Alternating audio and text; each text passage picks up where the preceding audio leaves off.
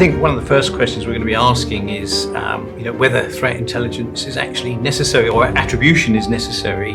Does it make any difference if we know who's attacking us? $10 billion, by far the biggest cyber attack in history. Within 15 minutes, their entire environment was taken down. The thing that really amazed me were how many corollaries were being drawn from the military. I've worked very, very closely with CISOs over the last 2-3 years, and the challenges they face are amazing. We kind of just touched the surface. There is so much more to this conversation.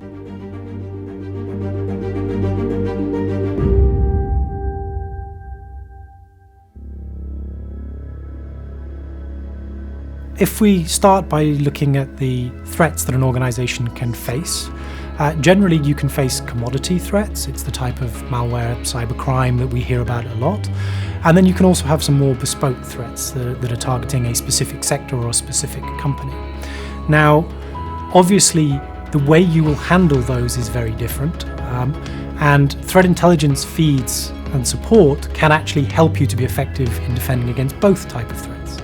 But obviously, what we traditionally call cyber hygiene and a cybersecurity program around controls and implementation actually is probably one of the most effective things any organization can do. So I think traditionally intelligence has been a little bit more passive in terms of receiving information, acting on information, and then contributing back into the environment in order to secure, better the controls, change the controls.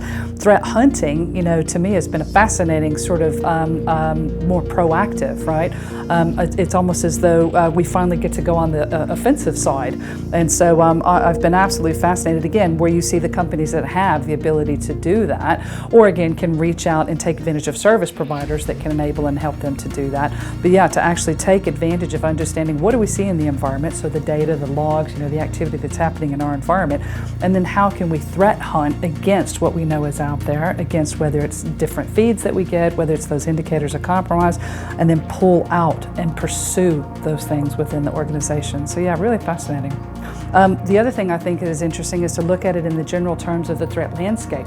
So different companies operating in different spaces have a completely different threat landscape that they're up against, So for example, there might be an organization that's nation-state of nation-state interest, therefore draws in nation-state attackers. So you're looking at things like regulated entities, obviously looking at oil and gas, anything that's critical national infrastructure, all the way down to potentially mom and pop shops, that have a presence online, even maybe grocery stores, retail chains, things like that have an online presence. Their ability to leverage and look at their maturity of their security controls against the threat landscape, the spend that they're going to put against that will potentially be less than what, say, a nation-state attacker would require. And so it's being able to understand, what business am I in, what does the industry dictate in terms of the type of attacker that I'm up against, and that threat landscape, I think, that needs to be taken into consideration. And as you say, it's mass campaigns around the world, and if they find a hit, then they'll push it onto another department. That other department will then go in further into your organisation. It's stopping that. It's finding what else they're doing. That's where the threat hunting comes really valuable. Looking at what they're doing, looking at their techniques, and saying, right, has that applied anywhere else in the organisation?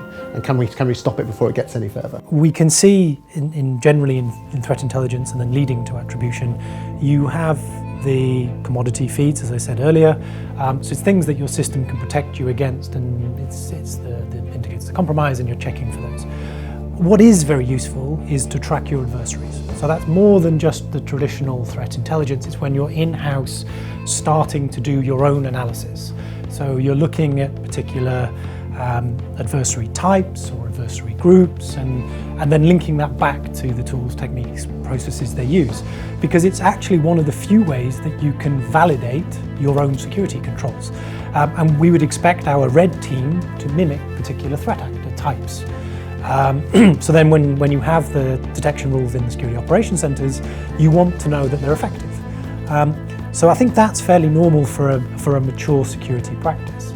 And that's quite useful and valuable if you have the resource and the availability to be able to start tracking certainly attacker types, attacker groups, what's going on. But for me, that's short of attribution. And I think that's where sometimes we get confused as an industry, because some people say, well, that's attribution because it was actor X or Y or Z. And it's not, it's just keeping an eye on the type of adversaries, the type of tool, the type of things. And that I would certainly encourage people to be doing as part of a threat intelligence program. And for the attribution question itself, I think I agree with Becky, to be honest. I think for a commercial organisation, unless you're prosecuting, it's a crime. The benefits of actually forensically and analysing and then linking back, attribution is only possible with a prosecution element, and actually, quite frankly, working with government agencies who work in that space, because and you need other sources of evidence. You're never going to have that as a commercial organisation in itself. Where I think as an industry we could really benefit from is helping then the internal teams to be much more efficient in how they do that bespoke analysis, provide context around that threat intelligence, and really how it's integrated through APIs or software into a wider cybersecurity risk management or asset management or vulnerability management dashboard.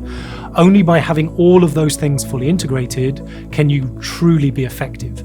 So I don't think it's anything specific for threat intelligence. I think it's a much broader answer about how we best utilize cybersecurity data across the business would be what I would find really beneficial.